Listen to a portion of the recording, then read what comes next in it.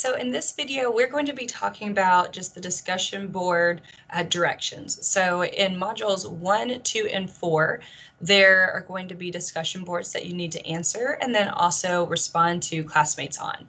So this is module 1. So when you're looking at this folder, if you click on this folder, the chapters 1 through 3 PowerPoints, lecture videos, and discussion boards, this is what you'll see.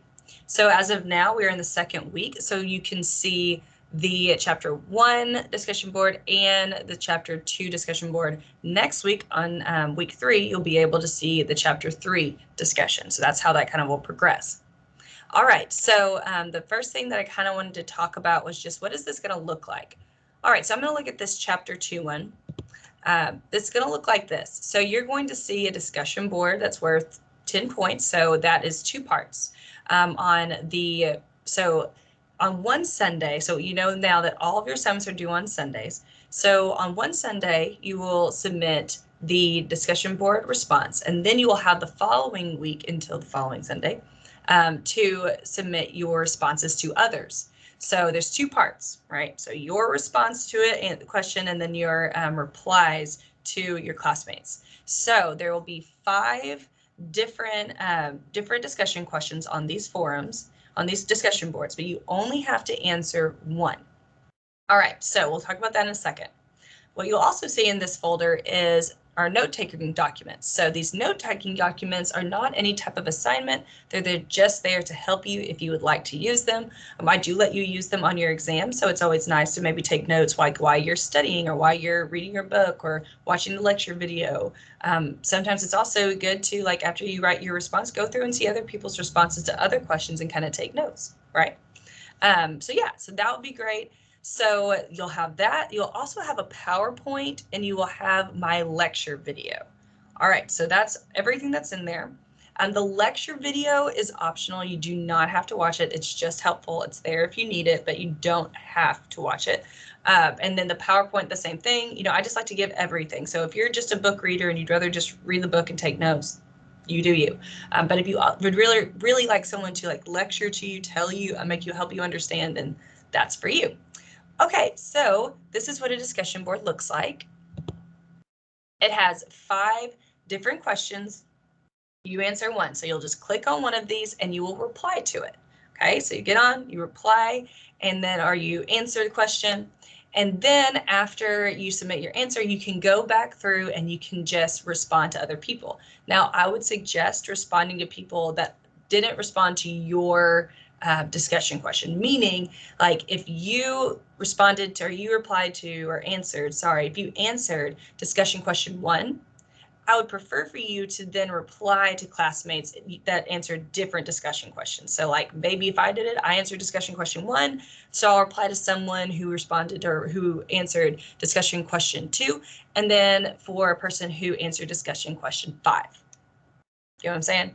All right, so I would do that. So that's how you're going to do it every single time. So like for chapter 2, it would be due one Sunday, and then you have the following week to respond to those answers. Now that same week, or respond to your classmates, that same week, you will also be needing to go ahead and answer chapter 3's question. So the way some people do it is they like to get their discussion questions done early in the week, so then they can kind of go through the week and see of the same week and see who's responded, and then go ahead and submit their responses on the same week so they don't have to worry about it, right? I know that's kind of confusing, but so what I mean is, so say, discussion question 2 opens up this Monday, all right? If you were to go ahead and respond on that Monday, you would have the rest of the week to respond to your other classmates, and then that way the following Monday when discussion question 3s or discussion questions that come up for chapter 3 come up,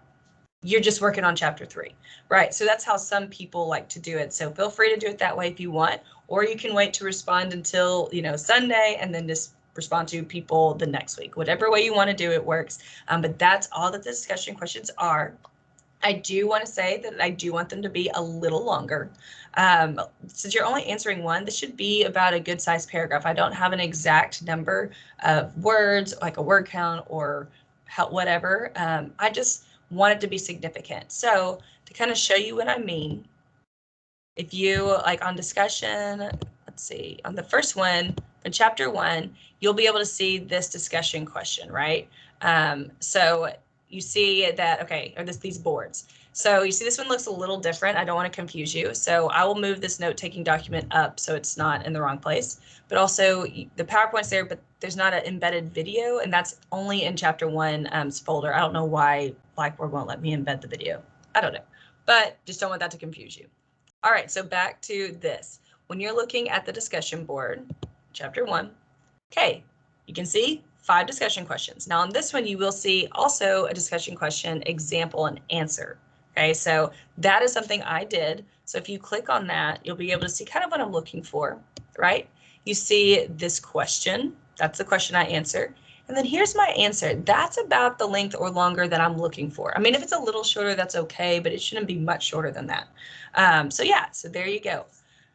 Now, going back, that's what it should look like. And so I'm going to show you one more thing in this video.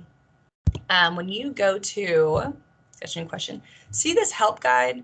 If you need help with answering questions, I would very much say go to this discussion question help folder, click on it, and you'll see this help guide. Also, after this video, I'm recording myself going through that help guide, so there will also be a video of me going through the instructions for that. That document is going to help you be able to answer questions effectively. It is not required. You do not have to do it. It's just there for help if you need it. All right, so that's how you answer your discussion questions.